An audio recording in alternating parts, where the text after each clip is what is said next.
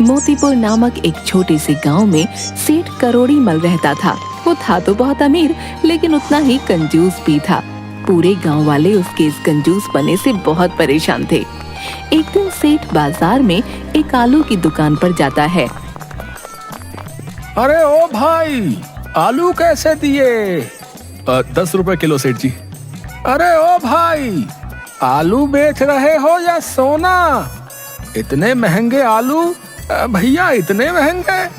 सेठ जी, पूरे रामपुर गांव में इसी दाम के आलू बिक रहे हैं। सब यही खरीद रहे हैं और आपको महंगे लग रहे हैं। आपको लेना हो तो लो, वरना रहने दो।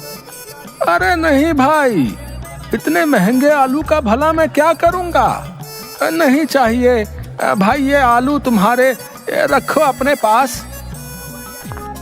वहीं कुछ दूरी पर चलते ही सेठ करोड़ी मल को एक कपड़ों की दुकान दिखती है। अरे सेठ जी, आइए आइए, कल ही बहुत सुंदर सुंदर साड़ियाँ लेकर आया हूँ। ये देखिए सेठ जी, आप भी ले जाइए, भाभी जी के लिए खुश हो जाएंगी वो। हाँ हाँ हाँ, क्यों नहीं, चलो आज ले ही जाता हूँ। मंजूरी के लिए साड़ी, कब से वो बोल रही है मुझे एक नई साड़ी के लिए। ये बताओ भैया, कितने की दोगे इसे? अरे ज्यादा महंगी नहीं है सेठ जी, बस 500 रुपए की है। क्या कहा, 500 रुपए? अरे भाई, इतनी महंगी, वो भी ये मामूली सी साड़ी? नहीं नहीं भाई, रहने दो। मंजूरी भला इतनी महंगी साड़ी का क्या करेगी? और सेठ वहाँ से आगे चला जाता है। अरे पता नहीं कब इस कंजूस सेठ को थोड़ी सद्बुद्धि आएगी। जब देखो तब कंजूसी है। सेठ अपने घर जाता है। अरे आ गए आप, आपको आलू लाने के लिए कहा था। ये क्या, आप तो खाली हाथ ही आए हैं। अब मैं क्या बनाऊंगी? अरे भाग्यवान, बहुत महंगे थे आलू, इसलिए नहीं लाया। तुम कुछ और सब्जी बना लो। हे भगवान, ये किस आदमी से पाला पड़ गया है? हर वक्त तुम्हारी कंजूसी से मैं तंग आ गई हूँ। मुझे नहीं पता, मेरा कई दिनों से आलू खाने का मन है। कल मुझे आलू चाहिए बस, वरना मैं कल खाना नहीं बनाऊंगी, बता देती हूँ आपको। अगली सुबह एक नौकर सेठ के पास आता है। सेठ जी, आपने कई महीनों से मेरी पगार नहीं दी है। अरे पिछले महीने ही तो दी थी तुझे तेरी पगार। सेठ जी, वो पिछले महीने की बात नहीं है, कई महीने बीत चुके हैं उस पगार को तो।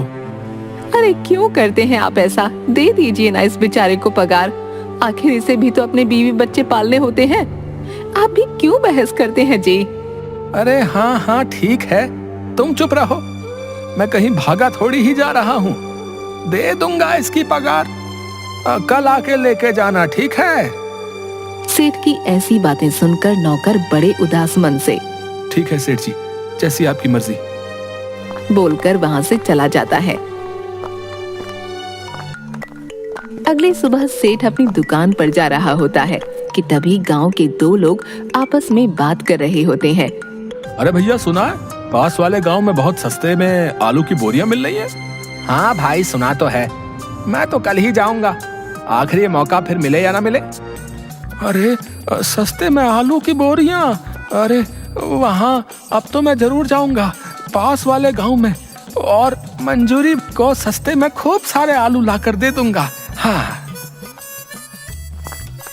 थोड़ी ही देर में सेठ दूसरे गांव पहुंचता है और काफी सस्ते में एक आलू की बोरी ले लेता है। ओहो, अब मैं ये आलू की बोरी लेकर कैसे जाऊंगा? सेठ बोरी को उठाने की कोशिश करता है।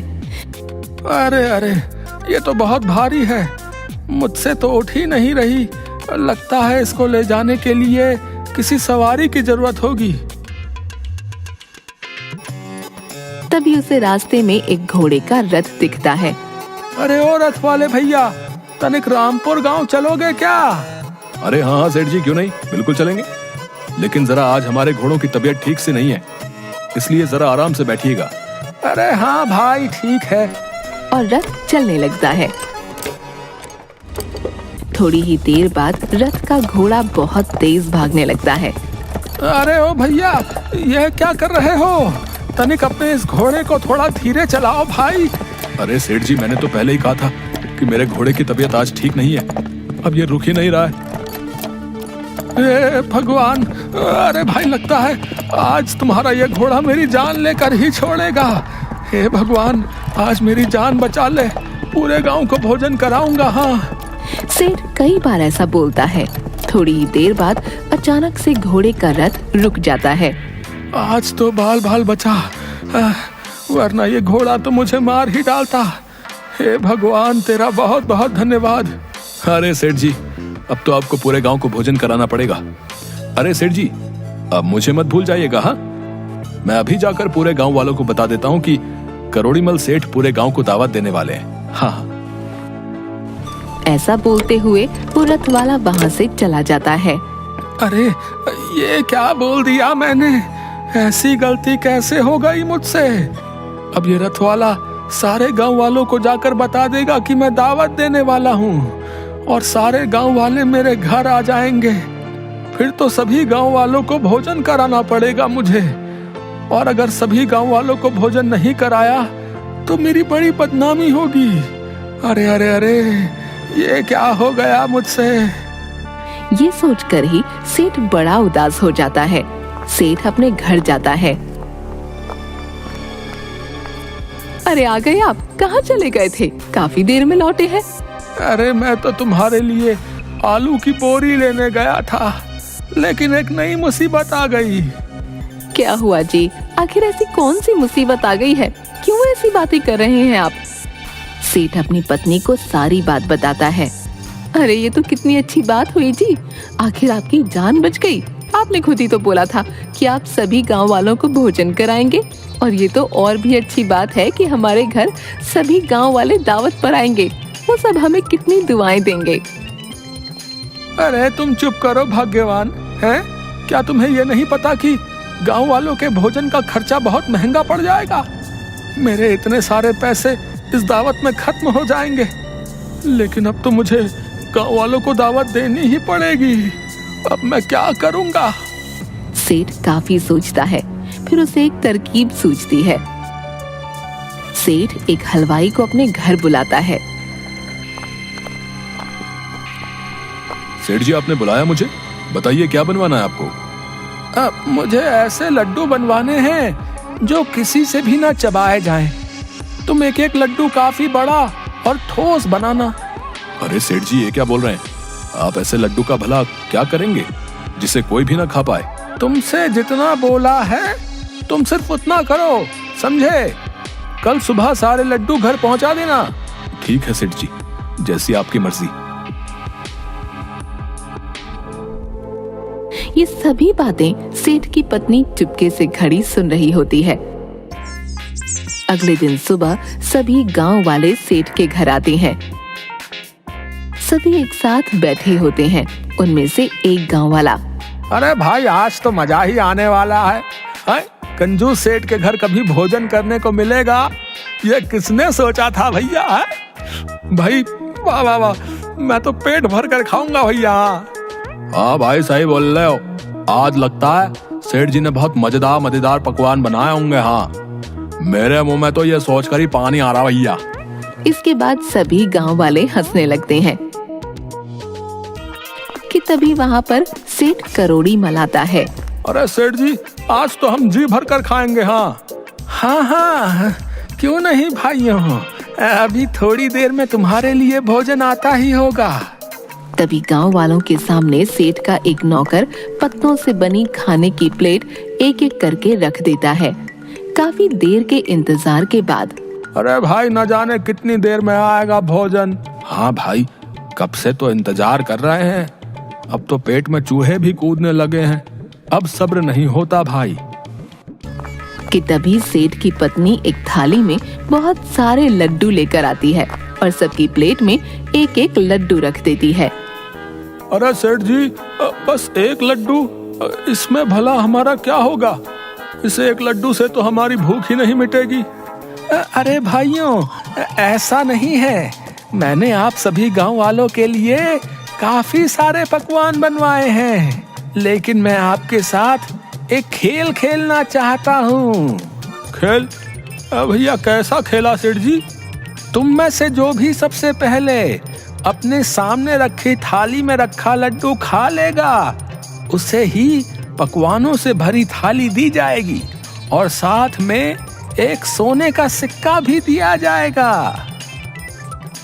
ये बात सुनकर सभी गांव वाले हैरान हो जाते हैं। सभी गांव वाले अपने सामने रखे लड्डू को उठाते हैं और खाना शुरू करते हैं। थोड़ी ही देर में गांव वाले अपना अपना लड्डू खत्म कर देते हैं, जिसे देख सेठ हैरान हो जाता है। अरे ये कैसे हो गया? इन सब ने तो ये लड्डू खा ही लिए। हे भगवान, अब तो इनके लिए पकवानों से भरी थाली मंगवानी पड़ेगी। ये लो सेठ जी, खा लिया आपका लड्डू। आहा, अब जल्दी से पकवानों से भरी थाली मंगवा दीजिए। आहा, बहुत तेज भूख लगी है। हाँ हाँ ठीक है, मंगवाता हूँ अभी। कि तभी सभी गांव वालों को पकवानों से भरी एक थाली दी जाती है, जिसे गांव वाले बड़े चाव से खाने लगते हैं। थोड़ी देर बाद सभी गांव वाले भोजन करने के बाद, अरे वाह, आज तो सेठ जी आपने मन खुश कर दिया हमारा, बता रहे। सारा भोजन बहुत स्वादिष्ट था। चलिए अब हमारा एक एक सोने का सिक्का तो दे दीजिए। हाँ हाँ सेठ जी, अब सोने का सिक्का भी दीजिए। हाँ हाँ ठीक है, देता हूँ सोने का सिक्का। तभी सेठ अपनी पोटली में से एक एक सोने का सिक्का सभी गांव वालों को देता है, जिसके बाद सभी गांव वाले वहां से बहुत खुश होकर चले जाते हैं। हाय हाय, ये क्या हो गया? मेरे इतने सारे सोने के सिक्के भी चले गए। हाय हाय, लेकिन ये कैसे हो गया? मैंने तो उस हलवाई से ठोस लड्डू ही बनवाए थे।